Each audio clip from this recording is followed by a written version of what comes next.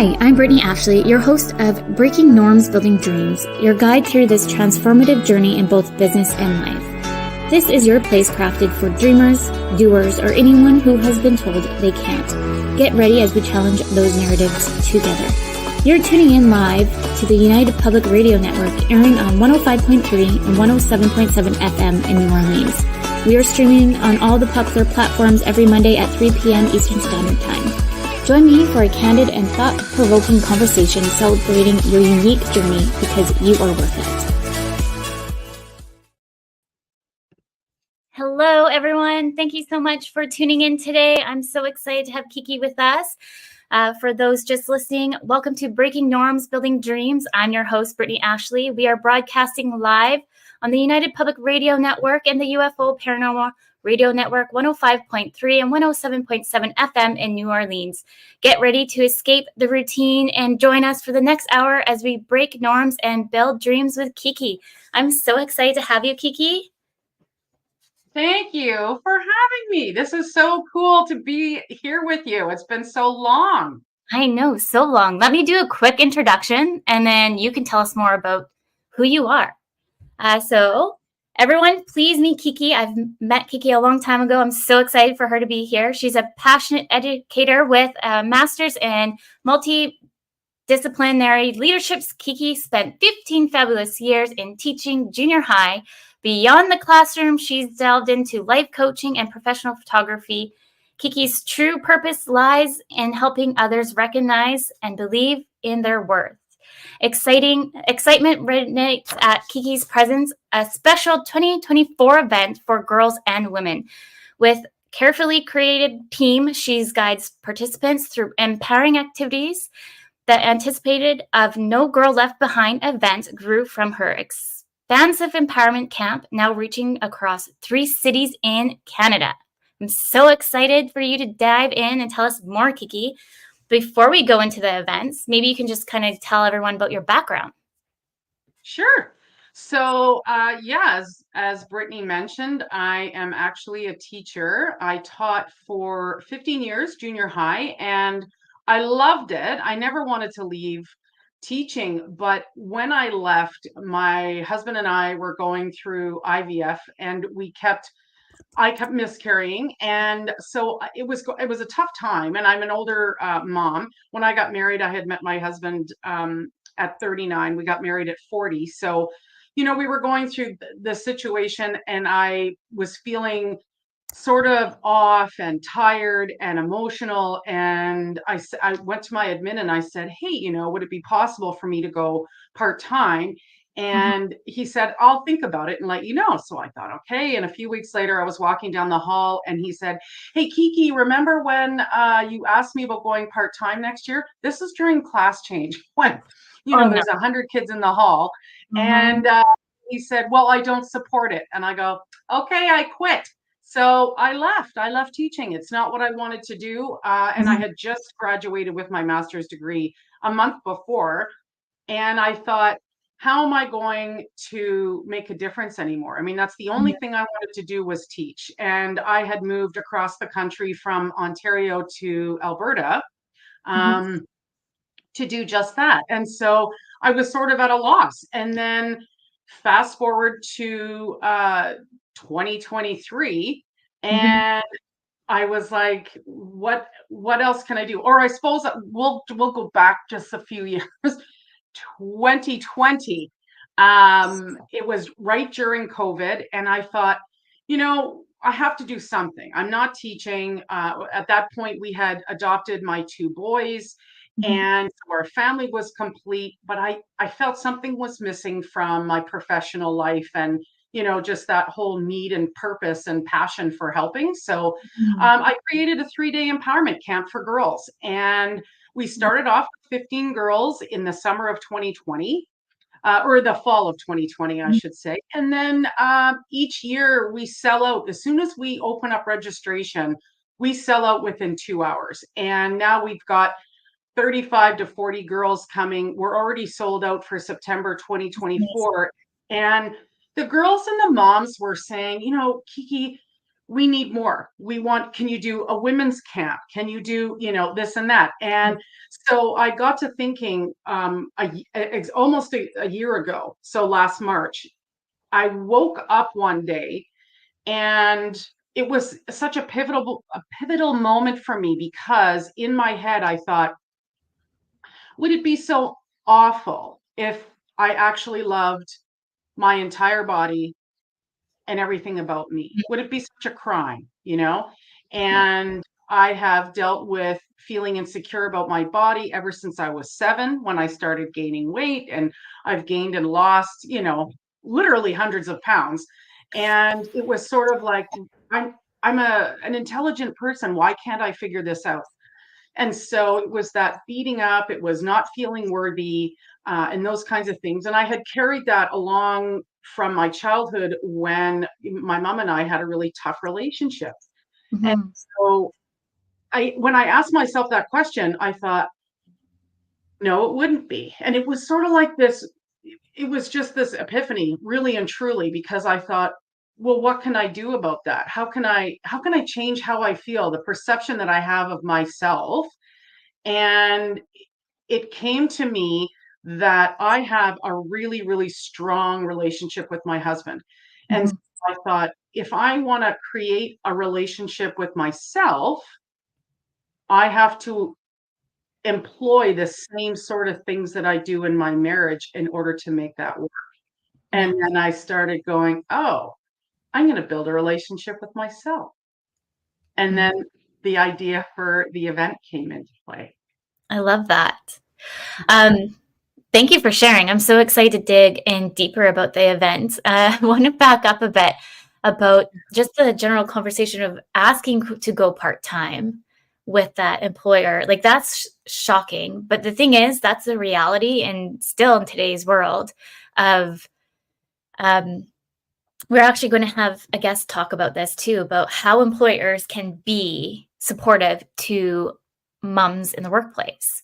It doesn't matter what kind of fashion, fostering, whichever, they should show up and be there for you and think of ways to be very supportive, because it's already a journey in itself. Um, so with that, sorry, there's something that just popped up here, making sure we all stay on live today. I think we're good, guys. But that's the big thing too, that I'm finding that as myself as a mom, I went through a lot of things as well, and I knew I would have to struggle with that. And I was like terrified to tell my employer that I was pregnant. Like, I just knew, like, what if I get fired? What if I do all these things? What if, like, what are the what ifs, right? And the unfortunate thing, we shouldn't have that fear when we are building a family. I don't know, Kiki, if you have some intake on that.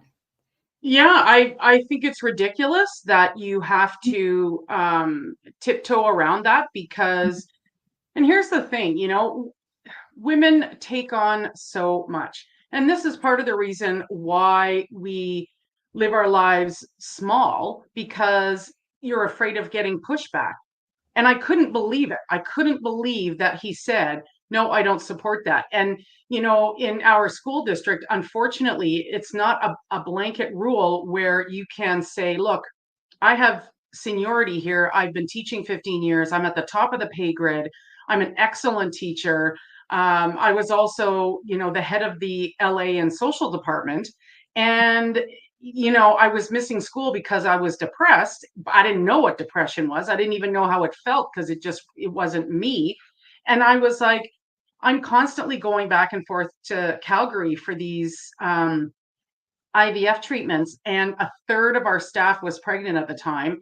Mhm. We had a younger staff, and not one person asked me, Kiki, are you okay? Because you're missing a lot of school. Is everything all right with you? Just wanted to check in, make sure you're like, I'd be bawling in the middle of class. I could not pull it together. And so I just, thank goodness I have a supportive husband. And like, I went home that day and I said, hey, I quit today. And he goes, okay, how come? Like, what happened? I told him, and he said, that's totally fine. But thank goodness. I mean, we were in a position where it didn't matter if I wasn't working. You know what I mean? That's not the case with the majority of people who are trying to support their family. And what if she's a single mom or whatever the case may be, right? It's not right. And so in our district, there, like I said, there wasn't like a blanket thing saying, hey, if you want to go part-time, you go part-time. It Mhm. was up to the administration at each school. Yeah. So I had to ask basically permission for him to support that. And I had gone behind the scenes. I had talked to a friend of mine who wasn't teaching, but she was going to take over the social aspect. I would continue with LA. And she's like, I'd love that. When you have two part-time teachers, you're Mhm. getting more than 100% of the work, right? And so it would have been to their benefit. And he knew this other teacher quite well too. And it Yeah. really sort of came out out of left field for me to not feel that support. And I thought, when I was working at a different school, the principal had said to all of us, if you're not feeling well, Mhm. you don't feel like you have to come to school, because at the end of the day, you're not getting any kind of an award or a medal for showing up. You have to look after yourself first. Mhm. And I thought, well, this is my life. This is my possible family here. And this is what matters. And so I think it's ridiculous that someone has to why would you be scared to tell your employer that you're pregnant for fear that you're going to lose your job? I think it's preposterous. Yeah, and that's like I'm hoping we all can start talking about normalizing that because it isn't a common thing. Actually, since I started this business, I'm starting to find so many moms that have like a lot of similarities of being scared about it and all the things. So I just hope we can start creating a safe place for those who are going through the journey. Not just moms, but even dads, because dads take on these roles as well. That I can see like the trend that a lot of more dads want to come in and step into that role. So, uh, Hmm. like my husband came in to support when we had Hudson, the second round. So then I can do the business till building that up. Well, he can take time off on maternity leave, but that's so new, I think, in our generations because it's normally the woman, right? Yeah. But on that point of all of this journey, it's all about being worthy. So maybe can you dig in more on the kind of different items you bring to the different events for the girls and women? Is it kind of segmented just like a camp then for girls, and then you have something else for the women so the listeners can understand more? Oh, sure. So the camp is different than our event. So the Mhm. camp is run over 3 days, and it's just for girls, 9 to 14, and they stay over for the weekend. And we have lots of different activities and stuff like that going on. Mhm. And I find that it's really, really powerful because when you have like a semi smaller group of girls, we teach each other. We do role playing on how you navigate bullying and how you navigate girl friendships, because those kinds of things really are difficult for girls. Yeah. And girls are physiologically different than boys. So when a girl ends up being angry or upset with another girl, she has to look for validation. So what she does is she goes and tells 5 or 6 other people, and she says, this is what happened. So she needs that reassurance and encouragement from other people. And then it just sort of spreads. And then it just becomes this big, huge issue. And it's like, this is what you need to do in order to make it better. These are the right channels that you're going to take, because boys will just punch the snot out of each other, and then it's over with. Whereas girls will, particularly with social media, they'll get on there and they will bully, bully, bully until you've got girls who are feeling really, really bad about themselves. And Mhm. so that's our camp. But in terms of do you want to know, can I share the event itself and the setup? Yes. Yes. Sure it all. We got a while. Okay. All right. So, strap your boots on, kids. Here we go. So, okay. So basically, the event itself is held in 3 cities in Canada. And so we have Edmonton on March the 9th. We have Grande Prairie, Alberta, uh, May the 18th, and then Toronto, Ontario, September the 14th. And I thought, I really want to bring this event to as many cities as possible in 2024 so that we sort of get our feet wet. And we're a nonprofit organization. We got our status a couple of months ago. And it's like, okay, let's just go all out there, right? So this is why this is super important that I'm here today to share that there is an event like this out there. The need for girl and women empowerment is so huge right now. And to take, and this is sort of like, an arm off of the conversation, but I'm 54, I'm almost 55, and this is my first year doing the event. So I want women out there to understand that it doesn't matter how old you are. If you are passionate and you've got a purpose and you feel like this is something that is going to work for you, you don't let anyone stop you. You get up, you pull up your girl panties and you say, yep, I got this. And you make it happen, because it's true. Anything is possible. And there is room for everyone to succeed out there. So I don't believe in competing and comparing with other women either. It just is something that is exhausting to me. So I don't partake in it. But to think that a year ago I had this thought based on the, oh my gosh, would it be a crime if I actually loved myself? And then, it snowballed into this. So it is for all girls 8 and over, and then women of all ages. And so the day is, everyone comes at about 9 o'clock in the morning at the venue. And we have 2 or 3 vendors there. I didn't want the market to sort of take over, but it's all like women empowerment stuff. Perfect. And we have a keynote speaker, me. And then I've handpicked a group of empowered, professional, experienced women to come to the event. So when everyone shows up, they're going to be put into groups. So the girls 8 to 11 are in one breakout room. The girls 12 to 15 are in another breakout room. And then all the women are going to be in the ballroom. So like the main room where everyone is with the stage and whatnot. Yep. And we're doing that for developmental content, because a girl who is 8 is not at the same developmental stage as someone who's 14, mentally, physically, emotionally. So the content that we're delivering is going to be age appropriate and developmentally appropriate. So it's very different, but you'll spend 3 sessions in the morning with different presenters. And I call them presenters because they're not there to speak at you all day long, like a typical convention or conference. Yeah. And the reason for that is it's twofold. So I believe that it's really important to share our stories, because someone's going to resonate with that and they're going to hold on to it. However, you're going to forget about those details in time. And while most events and conferences, you're like, woo, this is so good. I feel so amazing. And 2 weeks later, you're like, yeah, what? And you've lost the fizz. And so what we want to do is, we don't just want to talk about empowerment. We want to show you how to be empowered. I was looking, there's millions of hashtags about empowerment. Yeah. And I'm willing to bet that 99% of the people posting those are not empowered women. And it's because of all the stuff that we bring to the table, all the things we hold on to, and the perceptions that we have, and believing that we are defined by our experiences, and we're not. We're shaped by those experiences, but what defines us is how we choose to respond to those experiences.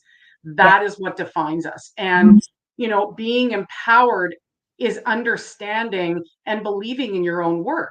And you get that by understanding that you, thank goodness, have a choice. You get to choose who you're going to be at any given time. And so if you want to redefine who you are, you go right ahead and do that. And you make that decision. It's as simple as telling yourself, I'm not going to have that attachment to that feeling or to that experience anymore. And so, we have teachers on our empowerment team. We have a registered child psychologist. We have Reiki specialists. We have people that are going to do activities with you. So Mhm. we are going to have you actively participate in your own empowerment so that you build the relationship with you. And the focus is relationships, and there's two relationships that we're taking a look at. The first one is the one with self, which is the most important, obviously, and unfortunately it's the one that's the least exercised, and it's the one that breaks down first, particularly for a woman, Mhm.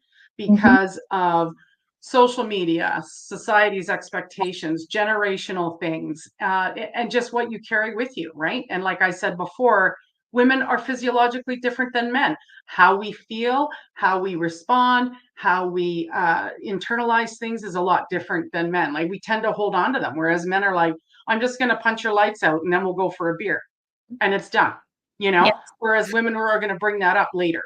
Yes. And so it's this thing of uh, that the relationship with self, and then the second relationship that we're going to investigate, research, and teach the women about is the Mhm. most complicated and the most influential, which is the one between mother and daughter. And whether you can attend the event with your daughter, you can attend the event whether you have a daughter, or you can attend the event even if you don't have kids, because like I said earlier, we're segregating so that Yeah. you get the experience that we want you to have, and so that you get that out of it. I love that. And I don't think I told you too much about my journey to be a coach as well.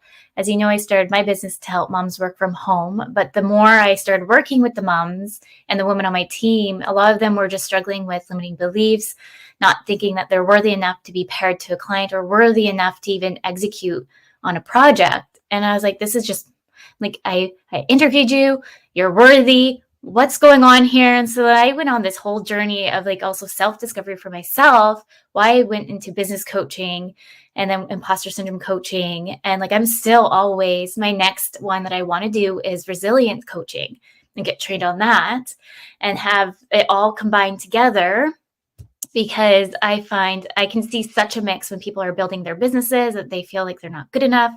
Uh, they're scared about certain things, like things come up from the past of feeling like they're not worthy and all of the things. So I love what you're doing. I'm so excited to see. I know this is going to be so big. Your plan is to start here in Canada, but you also, I think you mentioned, want to go into the States. I know a lot of our listeners are from the States. So maybe do you have an idea of where you might want to show up next? Well, 2024, like I say, 3 cities in Canada, because that's where we're from. But I've Yes. been talking to people. We've had so many people reach out and say, I would love to be a presenter. You've got to come to the States. And that's always been my plan. So for 2025, we are hoping to, the first place that we were thinking about was Washington.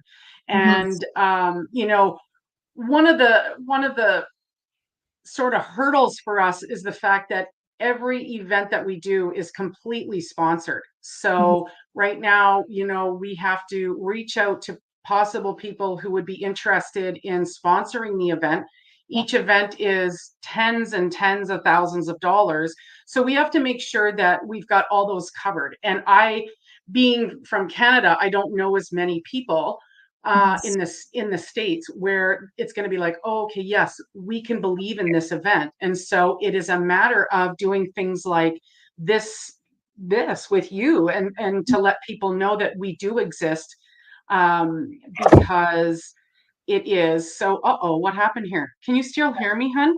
I can. Yeah. Let's see if I just, technical difficulties. Uh, Da, da, the camera. da, da, da, da, la, da, da, da, da, da, da, dee, dee, dee. But a Where's the live last show, one? hey? Hi, everyone. Here I am. Almost. No worries. Oh, When I was going to say, really makes you stay on your feet when things like this go awry. it's like, oopsie poopsie. What's happening? Do you know what I can do on my end? Do you know what? I've never seen this. I'm selecting buttons, but it won't let me. Um, Nope, you're back. That works. There Hi, you go. how are you? There we go. I I just just one I just button. went for a coffee. I'm back. Just went to Starbucks. Okay. So the thing is, we absolutely want to bring it to the States because Yes.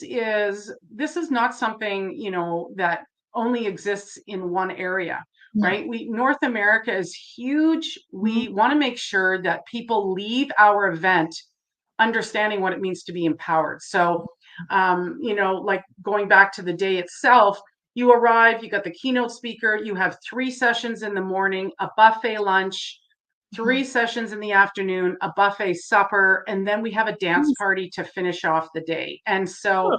our hope is that you have the skills and the tools to understand and know what it means to empower yourself. Because if you create a really strong relationship with yourself, Mhm. you've got that foundation. It's very much like a house. I mean, my next door neighbor's house burned down to the ground. Oh, The no. only thing left was the foundation. And Yeah. so then you build on that, right?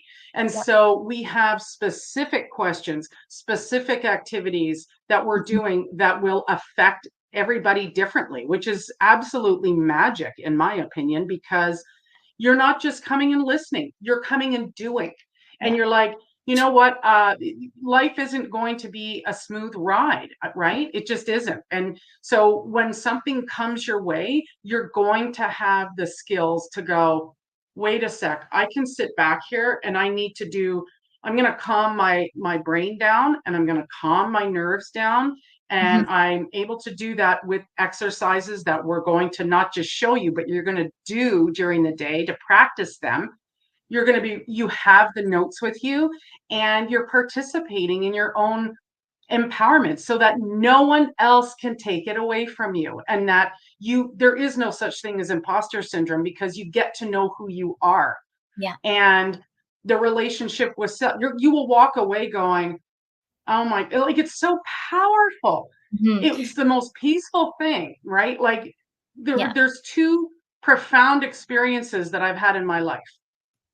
The first one was when my son Christopher was born, and we adopted both of our kids. But we're in Alberta. He was born in Florida. It was a nightmarish adoption, just with so many things going on with the birth mother. However, she did allow me to be in the room when she gave birth, and she had a C-section.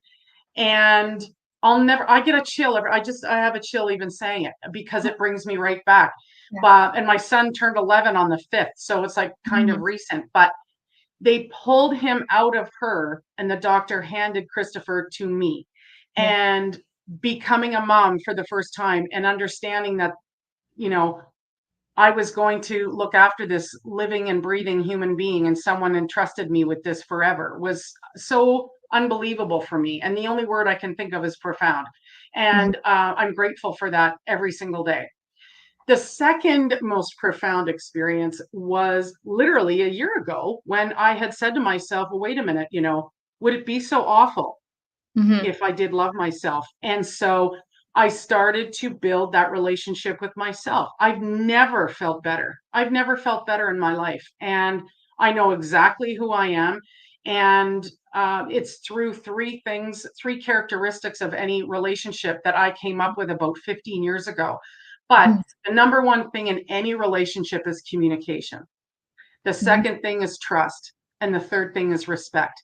And Yeah. if one of those things is fractured, you have a problem in that relationship. And honestly, that's with yourself too. So when Yeah. women say to themselves, I don't have time to go to the yoga studio, I don't have time to go for a walk, I don't have time to go for a bath, it's like, well, we need to change your perception of that. Mhm. Because there's too many things counting against you, until it slaps you in the face and says, you're going to run yourself into the ground, and then we've got nothing left in the tank. And we intellectually know this, but women don't know how to employ this, and we're going to show you how. So the event is it's so unique, it Mhm. is so needed, and it's literally going to change how you feel about things, which is massive to me. Which is 100% massive for anyone, I'll ask you the next question, but we're already 30 minutes in. So anyone just tuning in,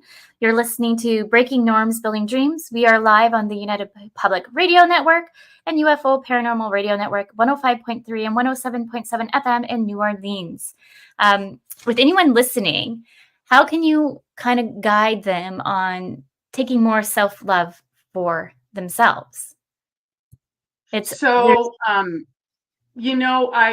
another thing, by the way, I would love to come to New Orleans. I would love us to do an event in New Orleans. I have never been, and this is such an aside, but my husband's an accountant and he has accounting conferences. Okay, I'd rather poke my own eye out than go to one of those. So I attend them, but I do other things. Yeah. And he had one in New Orleans, and we got a call for our second son a week before my husband left. And I'm like, I can't go. So I was home with our newborn then.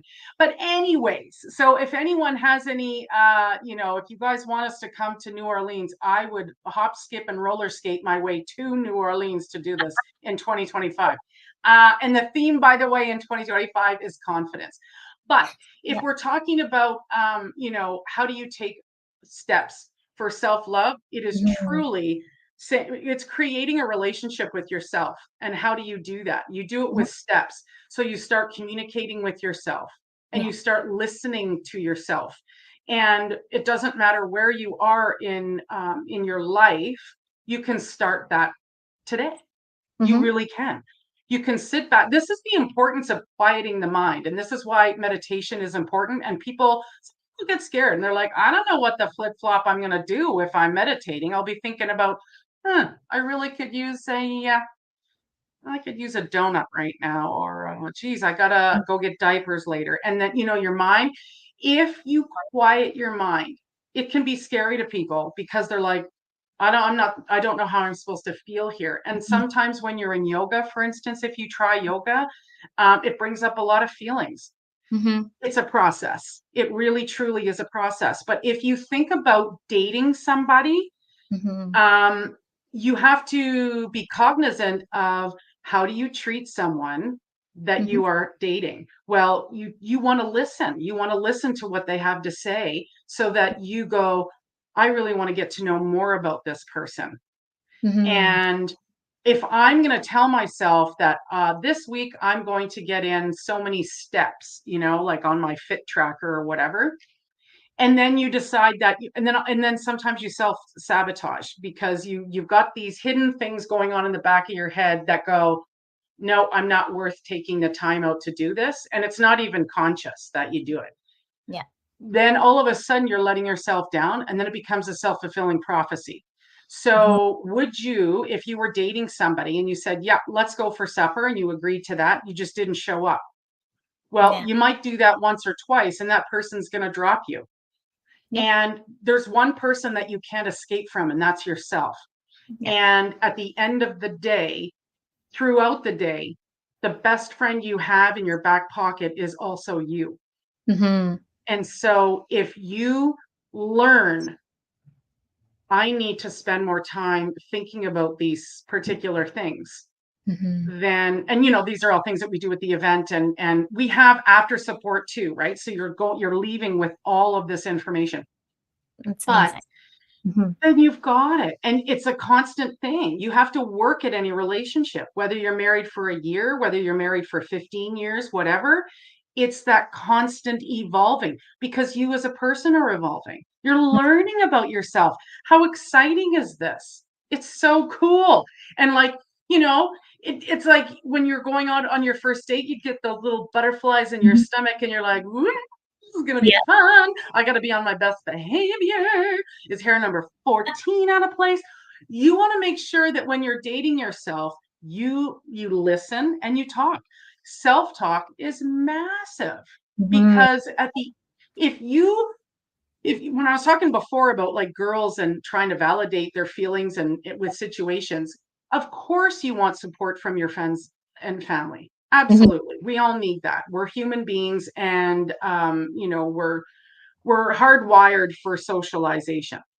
But if you're going to make a decision, at the end of the day, it's you who makes that decision. You may have some influence from somewhere, but you get to choose. Mhm. You are empowered.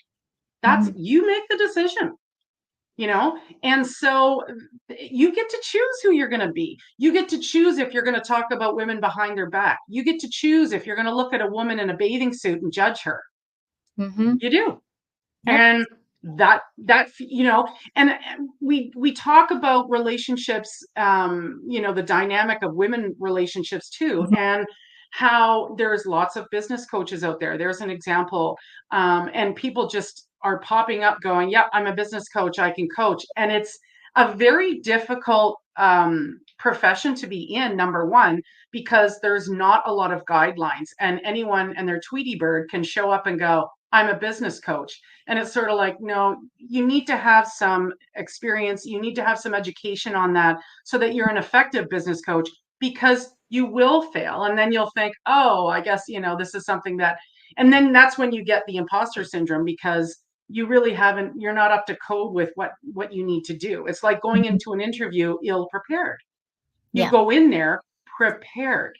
So when you're dating yourself, you get to figure out, what is it that I want to do? Am I a yoga person? Am I someone who needs fresh air? Am I someone who needs to go for a drive? That's what you get to learn about yourself, because so often women are lost Mhm. in the day-to-day life, the minutia of what is going on, whether you're a mother or not. Mhm. I have many single friends who've never been married and don't have kids, but they have responsibilities, whether it's to their aging parents, whether it's to their dogs and cats, Mhm. their friends, whatever the case may be.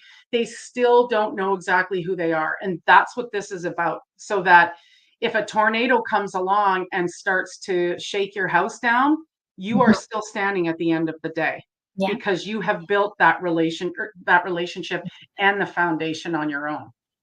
No, I love that. And also too, like my husband and I have been together, you stop counting after. Like we're going to be going on 9 years married. And so I Yeah. think I want to say we were together at least 15 years, 17. I don't even know. You stop counting, right? But at the end of the day, we were very young when we got together. And I'm always just like, I'm like, we're evolving and finding each other out too, how we're different, especially with kids now. Like, what do I like to do? Because you put the kids first, or sometimes forget to go on like those dates, but those are very important. So trying to like, I don't know, Kiki, I like to take a step back and one, try to give myself grace and give everybody else grace, and ask more curious questions than just assume, because we just don't know what's going on behind closed doors. And I Yeah. feel like we're very sometimes a lot of people just go right into judgment mode, where let's try to change the mind frame of, oh, you couldn't drop the kid off. I'm just using this as an example. Why couldn't you drop the kid off at this time? Instead of going right into aggression mode of, you Yeah. should have been here at 8. Why are you That's not communication, right? And here? so how you're communicating has to do with respect as well. Mhm. Yes. Is that a respectful way to be speaking to my life partner? And you know, you get, everyone gets frustrated, and kids, and you think about going on date nights, but you're Mhm. so tired. It's like, okay, so date night means the two kids are in bed, I got my flip-flops on and my cozies, we're going to sit on the couch and watch a movie, and we're going to be closer than 5 feet away from each other. Yes. And it's that, you know, sometimes I call it a sleepover too. And so we'll be lying in bed, and I'll be like, you want to have a sleepover? And it just is like, tell me about what's going on. Tell me about how you're Mhm. feeling, you know, and those things. And there's never any question about how I'm feeling about anything, Mhm. because we have those conversations. And with IVF and adoption, you have to Yes. have a lot of very, very difficult, Mhm. hard conversations. And Mhm. so you go through the human experience together. Yeah. And so it's just one of those things that you have to be aware of. And so if I'm short tempered that day, Neil will say, "Hey, pull it together." You know, he will Mhm. tune me in, and I'll be like, "Oh, I didn't realize I was being, you know." snappy. I'm sorry about that. Yeah, I did not mean that, you know? And when it comes to communicating too, how do you communicate your fears and your anger and your, you know, your frustration as opposed to them? And if they're ticked off with you, how do they want to approach that? And you have to come together, Yeah. right? So it's that, like Neil is somebody who needs to know that everything's okay. We got to figure it out. So we don't go to bed angry at each other. And I need some space. So it's like, I'm going to have to hurt you. So Yeah. you're going to need to walk away while you still have legs that work. Come back to me in 15 minutes, you know, and then he'll come back and I'll be like, okay, I'm calm now. And then we kind of figure it out. You know what I mean? And like, it's not always easy, but these are conversations you have to have with yourself too. Why am I acting this way? Why do I feel this way? Exactly. And when you said that women jump into judgment mode, that is generational. That's a pattern, and it is. I don't believe it's women's fault. I think it is. It has just been something that's been expected of us to do, and so we immediately look at it that way. And so it's practice. We can do it. We can stop doing that by practicing. And you know, an example would be miscarriage. Okay, so what makes me different than someone else who like I miscarried 4 times, and we're like, okay, well, our hands are up in the air, we're going to adopt. I'm adopted, and so I had no qualms about it. But I've talked to people who miscarried and went through IVF, and they're like, I would never adopt because that's not really my child. That's not how I see it. And so that defines who they are and how and where they're at with that. It doesn't matter to me, you know. What matters to me is what matters to me. And I had a friend who she's got 3 kids now, and she thinks very linearly. And she's a very successful lawyer in Toronto, and so is her husband. And they're so logical the way they think. And so I was like, oh, you know, how are the kids and da da da. And this is years ago. But it was like, oh, my wife had 2 miscarriages before we had the second one. And I said, oh my gosh, I'm so sorry. And he goes, oh yeah, no big deal. Like, we'll have another 2. That was their take on it. Whereas I have another friend who years and years ago, they were trying to have a baby and she miscarried once. And they said, that's it. We don't have the heart to do this anymore. They didn't want to adopt, and they're in their 60s without kids, and that's what they wanted to do. So you can't and you shouldn't take on someone else's decision to do something. You know what I mean? So women are really, really quick to do that. And so it has to be a mindful thing not to do that. And if you are so focused on creating this exciting, phenomenal relationship with you, the most unique person in your own life, you don't have time to look at somebody else and go, oh my God, I would never feed that to my kid. Who cares? Yeah. Who cares? You know? And I think like me as I've been evolving, and I had this conversation with my friend of like, this show is actually part of my journey for me to kind of state things that I don't like to state about. I usually keep quiet. I'm soft-spoken, don't want to talk about it or ruffle the feathers, give or take.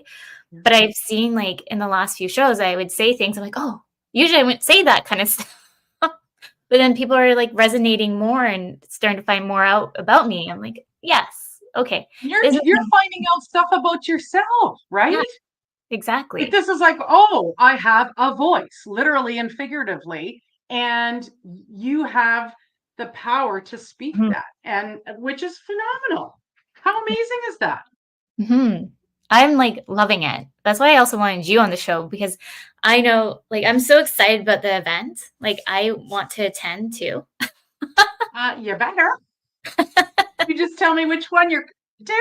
Yes.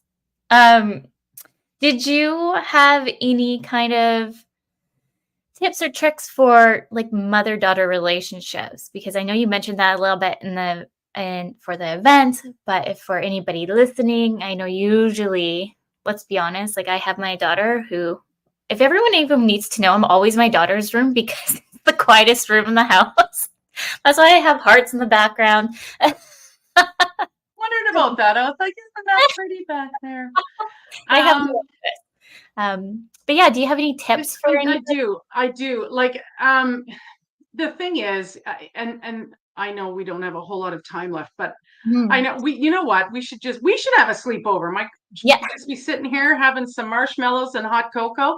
But like the most complicated relationship that exists is the one between mother and daughter, and the parent of the most influence is the one of the same sex. So, you know, generationally, we take on a lot of what our mother's expectations were and how they felt about us. And I felt for most of my life that I was unworthy because my mom and I didn't get along most of the time. And we recognize this now, but we did not understand that her behavior was a reflection of a severe depression.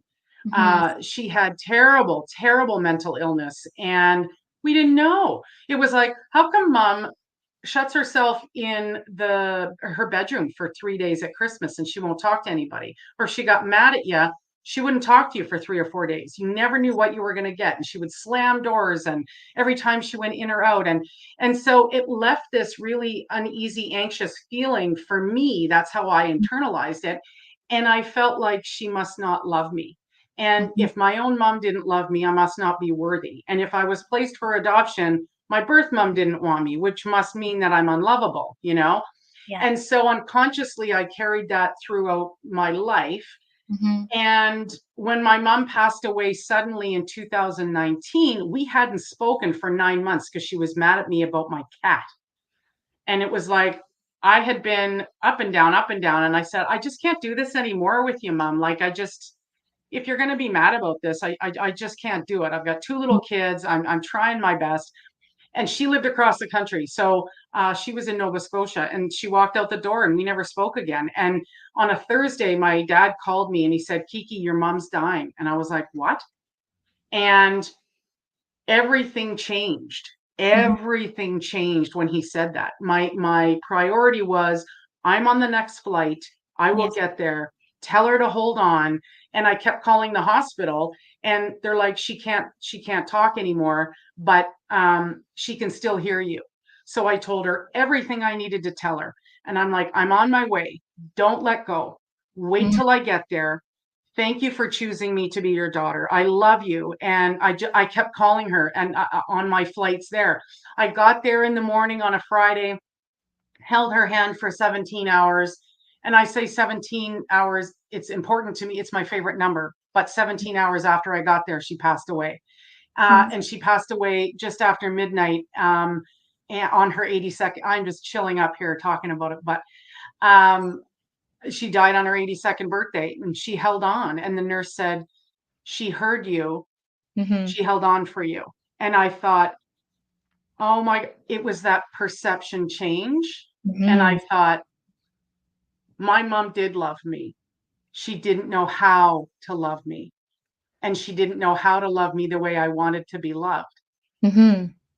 And that wasn't her fault, because she never took meds for it or anything like that. But she fought to stay alive until I got there. And it was like, so my whole relationship with her has changed. Even though she's gone, I understand the difficulty in these relationships. And so in our event, moms are going to be writing letters to their daughters.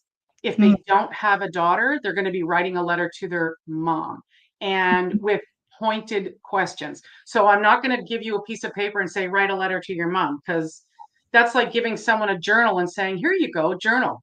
But a lot of Mhm. people don't know what it is they want to say. Yep. Right? So Mhm. that's what part of this is. And then if a mom and a daughter come to our event, they'll be doing letters individually, and then they can come together and read the letters to each other and have that safe space to say, this is how I feel when you say this. This is how I feel when you do that.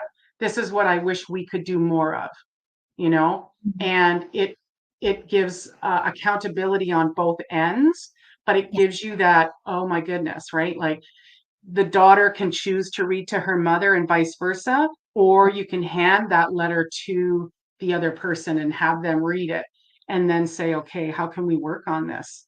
Again, it is something that you have to be conscious about. Yeah, that's so powerful. No, I like that. I think a lot of mother-daughter dynamics will kind of overcome a lot, that writing things out is so much more powerful than you think. Oh, But you have to huge. figure out how to do it, because Yeah.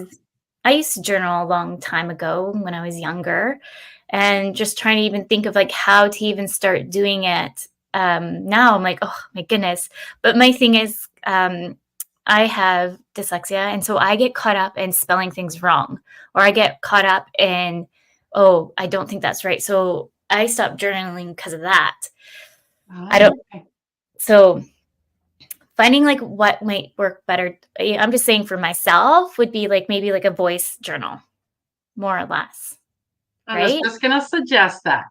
Right? And also to let you know, your journal is you, and there's no judgment there. So allow yourself, Brittney, the grace to make a spelling error and not beat yourself up about it. And you don't want to do it if it's going to cause you anxiety, but that's something to take into consideration too. And just be like, it's okay if I have a spelling error, and it's okay if I didn't see that, because this is me, and that's okay. Yes. I just want to hug you right now. Air hug through the. Oh, that's great. I love that. I seriously want to come to one of your events. I know I will. One last question, because I'm just watching the time here. Do you think that a lot of women kind of go through limiting beliefs and or imposter syndrome? Do I think that? Mm-hmm. Oh, I sure do. I know that. Absolutely. I think a lot of people think, oh, I should fake it till I make it. I don't think that's the answer. I really don't. And and this is why we need something like this, right? We have to teach. And once you build that relationship, you have so much more confidence, and you understand your own worth and what it is that you have to offer. And I think a lot of people are stuck in the wrong business. I think people go, oh, I taught this one girl who's she's an adult now, and she's like, oh yeah, I'm doing this, and it's MLM, so multi-level marketing. And I'm like, this is not for you. This is what you should be doing. I see you doing this because of your the power, the passion, and your intelligence, and how you do that. And she's like, oh, I'm just not ready to do that. And she's been spinning her wheels for about 8 years.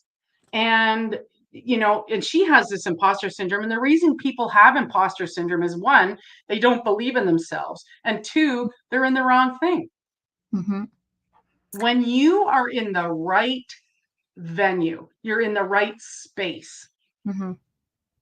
There is no wrong answer. There is no imposter syndrome. You know what I mean? I go to bed at night thinking about this event and how I'm going to address people and how it's going to be and how it's going to feel, and that, and because it came to me, literally came to me. And it was like, okay, I know this is what I'm supposed to be doing. I still substitute teach, which is cool because but this is something that I know is going to have an impact. And this is another thing. When you get to know who you are, you're like, is this what I want to do?